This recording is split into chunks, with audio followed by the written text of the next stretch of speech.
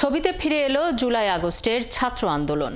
ড্রেকের ৫০তম প্রতিষ্ঠা বার্ষিকীতে আন্দোলনের ছবি প্রদর্শনীর শিরোনাম বুক পেতেছি গুলিকর।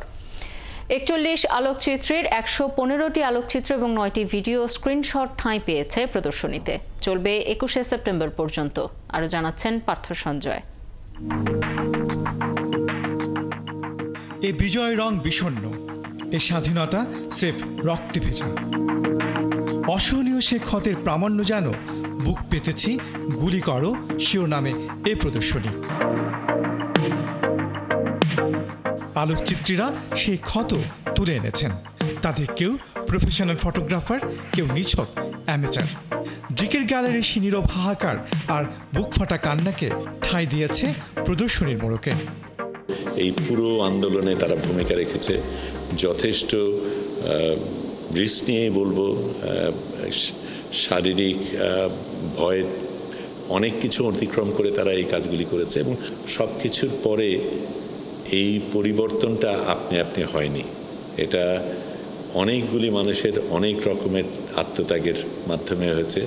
সেটাই এই প্রদর্শনীর পরিপূর্ণ। শতাধিক আলোকচিত্রের বেশ কিছু নেওয়া হয়েছে টিভি স্ক্রিন গ্র্যাব করে।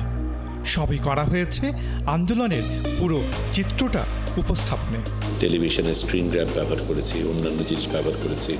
বিশেষ করে যেটা বলবো যে ওই মুগ্ধর ক্ষেত্রে, তারপরে